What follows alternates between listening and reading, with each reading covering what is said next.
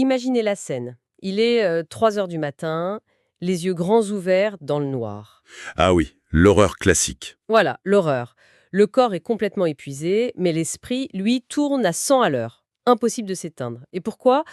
Parce qu'on a soudainement cette pensée fulgurante, le paquet de croquettes pour le chat est vide. C'est toujours les croquettes, ouais. Et en plus, cet email crucial pour la direction n'est toujours pas parti. Pourquoi notre propre cerveau décide-t-il de nous torturer comme ça, en pleine nuit, au moment où on est littéralement le moins capable d'agir? En fait, c'est tout simplement un mécanisme de survie qui se retourne contre nous. Notre esprit essaye désespérément de faire un travail de gestion pour lequel il n'est absolument pas conçu sur le plan évolutif, tu vois. Ouais, il veut juste nous protéger au fond. C'est ça, il tente de s'assurer qu'on n'oublie rien d'important, mais son seul outil, son seul signal d'alarme, c'est de générer du stress. Exactement. Et lors de notre précédente exploration, on avait mis en lumière cette réalité un peu vertigineuse. Notre cerveau est une machine extraordinaire pour générer des idées, mais un outil de stockage absolument catastrophique. Catastrophique, le mot est faible. Et donc aujourd'hui, on passe aux choses sérieuses. On plonge au cœur de cette fameuse méthode d'organisation pour décortiquer comment maîtriser de A à Z n'importe quel flux d'activité. Que ce soit pour organiser un dîner entre amis ou orchestrer la fusion de deux multinationales, quoi. Tout à fait. La mécanique cognitive reste exactement la même. Ok, décortiquons tout ça. Par où on commence? Pour bien comprendre cette mécanique, il faut d'abord réaliser à quel point la nature même de notre travail a muté. Au siècle dernier, le travail était super visible, super physique. Genre labourer un champ ou assembler des pièces à l'usine. Voilà, le travail était évident, ses limites étaient claires. Aujourd'hui, pour l'immense majorité d'entre nous, le travail est devenu invisible, c'est le travail du savoir. Les emails, les projets abstraits, la stratégie. Faut tout inventer en fait. Exactement. La définition même de ce qu'on doit accomplir n'est plus donnée. Faut la créer en permanence. Et c'est cette ambiguïté constante qui surcharge notre système nerveux. Donc, si on veut restaurer une certaine fluidité, la première dynamique à mettre en place, c'est ce qu'on appelle la collecte intégrale. J'aime bien comparer cette phase à un immense transfert de données. Ah, la métaphore informatique, j'adore. Bah oui, on peut voir notre cerveau comme la mémoire vive d'un ordinateur, la RAM, tu sais. Toutes ces petites choses inachevées, ces fameuses boucles ouvertes, elles tournent en tâche de fond. Et elle sature la rame. Voilà, jusqu'à faire planter la machine. C'est super juste. En psychologie cognitive, on étudie beaucoup l'effet de ces tâches inachevées. Et le truc fou, c'est que le subconscient ne fait aucune hiérarchie rationnelle. C'est-à-dire? Il accorde exactement la même pression psychologique sourde à l'urgence de refaire la toiture de la maison qu'à l'urgence de remplacer les piles de la télécommande du salon. Ah ouais, c'est absurde quand on y pense. Totalement absurde, mais tout ça consomme de l'énergie mentale brute. Tant qu'une tâche est en suspens, tant qu'elle flotte dans l'éther sans être parquée dans un système externe qu'on juge fiable à 100%, l'esprit refuse de la lâcher. Il va continuer de la ramener à la surface au pire moment, genre à 3 heures du matin. Exactement. Donc la solution proposée, elle est un peu brutale, mais hyper libératrice. Faut transvaser toute cette trame vers un disque dur externe. Et pour ça, on utilise des outils de collecte. Ça peut être des corbeilles physiques sur le bureau, des carnets, des applications numériques. Le support importe peu en fait. L'important, c'est de tout recueillir, vraiment tout. Le gros projet stratégique, mais aussi le petit mot de l'école à signer, tout doit sortir de la tête. Mais là, je t'avoue que je m'interroge sur l'application pratique. Ah, sur quel point? Dans notre environnement hyper connecté, on est déjà assailli par de dizaines de canaux. Les SMS, Slack, les emails. Si on ajoute des carnets et des applis pour se vider la tête, on risque pas de créer un chaos encore plus grand avec 50 boîtes de réception. Alors ça, c'est un point de vigilance majeur. La prolifération des points d'entrée, c'est littéralement mortel pour toute tentative d'organisation. C'est bien ce qui me semblait. La règle d'or pour que ce disque dur externe fonctionne, c'est de réduire le nombre de ces boîtes de réception au strict minimum. Si tu éparpilles tes idées sur ton téléphone, puis sur un post-it, puis sur un carnet dans la voiture, Le cerveau n'y croit plus. c'est ça.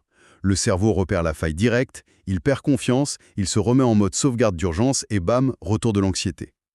L'autre impératif, c'est que ces contenants doivent être vidés très régulièrement. C'est un sas de décompression, pas des archives. Exactement. Et ça nous amène à la deuxième étape, la clarification. C'est là que beaucoup de gens trébuchent d'ailleurs. Ah oui, parce qu'une fois qu'on a tout déversé dans ce panier, on se retrouve face à une montagne intimidante de trucs hétéroclites. Le réflexe naturel face à une boîte mail pleine, c'est le picorage. Ah, le picorage. Le pire ennemi de la productivité. On scanne du regard, on cherche ce qui a l'air facile ou on clique sur le truc qui clignote le plus fort. Mais là, la méthode exige une discipline radicale. L'analyse séquentielle. Un par un. Voilà, on prend le premier élément sur le dessus de la pile, on l'examine, et la règle absolue, c'est de ne jamais, sous aucun prétexte, le remettre dans la boîte. Jamais. Et la raison derrière cette intransigeance, elle est profondément psychologique. Tu sais pourquoi c'est si épuisant de juste regarder une boîte de réception pleine en fin de journée? À cause de la fatigue décisionnelle. Pile dans le mille. Chaque fois que ton regard se pose sur un email sans qu'une décision ferme soit prise, ça draine une petite fraction de ton énergie cognitive. C'est comme ouvrir un dossier lourd, réaliser que c'est compliqué et le refermer pour le remettre exactement au même en or. Le cerveau déteste ça. On a l'impression d'avoir travaillé alors qu'on n'a rien fait. Voilà. Le processus de clarification, ce n'est pas du tout faire le travail à cet instant précis, c'est uniquement décider de ce que signifie ce travail. Il faut se poser une question implacable, est-ce que ceci requiert une action concrète? Et si la réponse est non, c'est assez rapide. Soit c'est inutile et poubelle, soit c'est une info intéressante mais sans action et on classe. Soit c'est une idée à laisser mûrir pour une liste du genre un jour peut-être. Mais si la réponse est oui, c'est là que ça se corse. Grave. Faut définir, au mot près, quelle est la toute prochaine action physique et visible à accomplir. Et là, je me fais l'avocat du diable. Vas-y, je t'écoute. S'arrêter pour formuler méticuleusement la prochaine étape microscopique de chaque petit engagement, c'est pas une perte de temps phénoménale. On a parfois l'impression que gérer le système prend plus de temps que le boulot lui-même. C'est la critique numéro 1. Mais l'analyse de la psychologie du travail détruit complètement ce biais. L'illusion, c'est de croire que le flou fait gagner du temps. Alors que ça crée de la procrastination. Exactement. La procrastination vient presque toujours d'un manque de clarté, pas de la paresse. Si tu notes juste « préparer la réunion de budget », ton cerveau bloque. Parce que préparer, c'est pas une action physique. Voilà. Ça implique de chercher des tableaux, rassembler des factures, appeler un collègue. Le mur de l'indécision. Le fait de forcer l'esprit à trancher, de dire l'action, c'est ouvrir le dossier comptable, ça court-circuite la paralysie. Et pour pas que ça s'éternise, on a cette fameuse règle des 2 minutes. Oui. Si l'action prend moins de 2 minutes, on la classe pas, on la fait tout de suite. Alors parlons-en de cette règle des 2 minutes. Elle soulève un vrai débat aujourd'hui. L'idée semble brillante, mais avec Slack, Teams, WhatsApp, l'environnement de travail est devenu une usine à tâches de 2 minutes. Ah, ça c'est le grand piège moderne. Ben oui, on reçoit des dizaines de micro-demandes à l'heure. Si on applique aveuglément cette règle, on passe sa journée à réagir de manière épidermique. Le travail de fond passe à la trappe. Comment ça peut encore être viable aujourd'hui? C'est une super remarque. Mais en fait, la règle des 2 minutes a souvent été mal interprétée. Elle ne s'applique que pendant la phase dédiée à la clarification de la boîte de réception. Ah, nuance de taille. Énorme. Elle n'a jamais été conçue pour dicter notre comportement face aux interruptions en temps réel. Le piège, c'est de traiter les messageries instantanées comme des boîtes de réception ouvertes en permanence. Faut compartimenter. Exactement. On ferme les messageries, on fait son travail de fond, et quand on décide d'ouvrir son sas de réception pour le vider, là, on applique la règle des 2 minutes pour expédier les micro-tâches accumulées. C'est du traitement en lot. Ça change tout. On passe de la réaction compulsive au traitement délibéré. Bon, une fois cette clarification terminée, il nous reste un paquet d'actions plus longues. C'est là qu'intervient la troisième étape, la structuration. Oui, parce que si on fait juste une immense to-do list sur une feuille volante, on recrée l'angoisse directe. C'est clair. La magie architecturale du système, c'est d'imposer des séparations strictes, surtout entre les listes d'actions et les documents de référence. Mélanger les gens, c'est toxique. Si on glisse des notes de réflexion au milieu d'une liste de choses urgentes, le système s'effondre. Le cerveau ne s'y fie plus. Mais la vraie innovation, je trouve, c'est de classer les actions par contexte. Pas par ordre d'importance, mais par contexte. C'est-à-dire l'outil ou le lieu requis pour la tâche. Voilà, une liste d'appels, une liste d'actions à l'ordinateur, une liste de courses en ville. C'est hyper logique. Pourquoi s'infliger de lire qu'il faut acheter une cartouche d'encre quand on est coincé dans la salle d'attente du dentiste avec juste un smartphone? Ça n'a aucun sens. Afficher seulement ce qui est faisable à l'instant T diminue drastiquement le sentiment d'écrasement. On installe des filtres spatio-temporels. Et dans cette phase, il y a un autre truc qui modifie notre rapport à l'échec personnel, la redéfinition du mot « projet ». Ah, ça, c'est libérateur. Ouais, parce que dans le langage courant, un projet, c'est colossal. Ouvrir une filiale, écrire un livre. Mais ici, un projet, c'est tout résultat qui nécessite plus d'une étape physique. Donc, faire réviser la voiture, techniquement, c'est un projet. Exactement. Et ça déculpabilise tellement.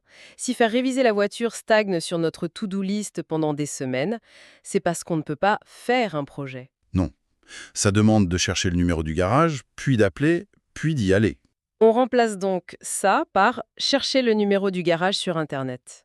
Et l'inertie disparaît. Sur le papier, cet écosystème semble invincible. Sur le papier, ouais. Mais dans la vraie vie, on l'a tous vu. On met en place une organisation parfaite le lundi et 3 semaines plus tard, on croule à nouveau sous un chaos de post-it. La fameuse rouille du système. Pourquoi cette belle mécanique finit presque toujours par rouiller? Parce que notre monde est dynamique. Des urgences arrivent, les données changent. Aucun système ne s'auto-entretient. C'est pour ça qu'il faut sanctuariser la 4e étape, la revue hebdomadaire. Le filet de sécurité absolu. Sans ça, la confiance s'évapore en quelques jours. Concrètement, on s'extrait de la mêlée, souvent le vendredi, on purge l'esprit des nouvelles idées, on met à jour les listes, on vérifie que chaque projet a une prochaine action claire. La révision du moteur, quoi. C'est ça. Mais faut admettre qu'il y a une résistance psychologique massive. S'arrêter de travailler pour s'organiser, on a l'impression de perdre un temps fou alors que la maison brûle. C'est hyper humain. L'urgence donne toujours l'illusion de l'importance. Mais l'impact de cette revue est inestimable. Ça recrée ce phénomène universel, tu sais, cette sensation de clarté mentale la veille des grandes vacances. Oh là là, le meilleur moment de l'année. Cette frénésie où on solde des dossiers qui traînaient depuis des mois. On boucle, on délègue, on nettoie le bureau. Et on ferme le PC avec une légèreté incroyable. Mais pourquoi on est si productif ce jour-là? On n'a pas plus de temps pourtant? Non, on s'impose juste une exigence de fermeture claire pour s'autoriser à déconnecter. Le but de la revue hebdomadaire, c'est de générer intentionnellement cet état de grâce chaque semaine. S'offrir ce luxe, ça justifie l'effort. Et ça nous mène au point culminant, l'exécution. Et c'est là que ça devient vraiment intéressant. L'épreuve de vérité. Il est 14h15 un mardi. Le téléphone sonne, 10 nouveaux mails, l'énergie baisse. On sort de la théorie, on fait quoi? On utilise un modèle à 4 critères pour décider sans paniquer. Le premier filtre, c'est le contexte. Où suis-je et avec quels outils? Dans un train sans Wi-Fi, boum, la moitié de la liste est éliminée. Logique. Le deuxième filtre. Le temps disponible. Si j'ai une réunion dans 12 minutes, je lance pas la rédaction d'un rapport complexe, je choisis une tâche rapide. Super pragmatique. Mais le troisième critère est mon préféré, parce qu'il est hyper respectueux de la nature humaine. L'énergie disponible. L'écologie personnelle, oui. On n'est pas des machines. On a des pics de lucidité à 10 heures et des gros coups de mou à 16h30. Aligner la tâche sur le biorhythme, ça évite l'épuisement. Et c'est seulement après ces 3 filtres matériels et physiques qu'intervient le 4e, la priorité. Parmi ceux qui restent de vraiment exécutables là maintenant, quelle est l'action à plus forte valeur ajoutée? L'entonnoir parfait. Mais confrontons ça à la réalité des entreprises. On a bien filtré, on a choisi notre tâche, et soudain, urgence vitale, le serveur plante. Faut-il s'accrocher à son plan au risque de paraître déconnecté? Non, surtout pas.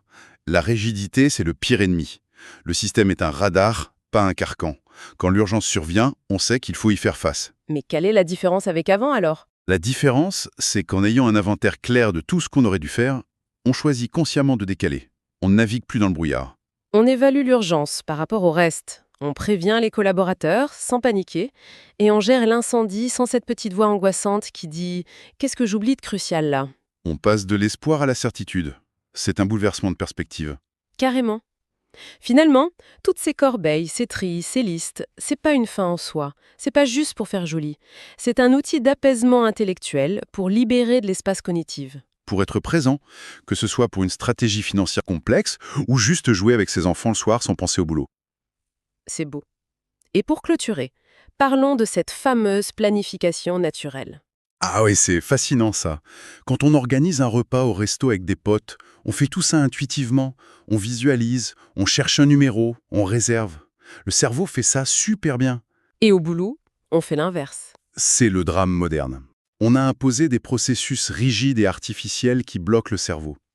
Le défi, c'est de réapprendre à faire confiance à notre propre fonctionnement inné pour gérer la complexité. Exactement. S'organiser, ce n'est pas lutter contre soi-même. C'est créer l'environnement pour laisser l'esprit respirer, et c'est là que tout commence vraiment à prendre sens. Et pour celles et ceux qui veulent aller plus loin, le livre est disponible gratuitement via le lien en description.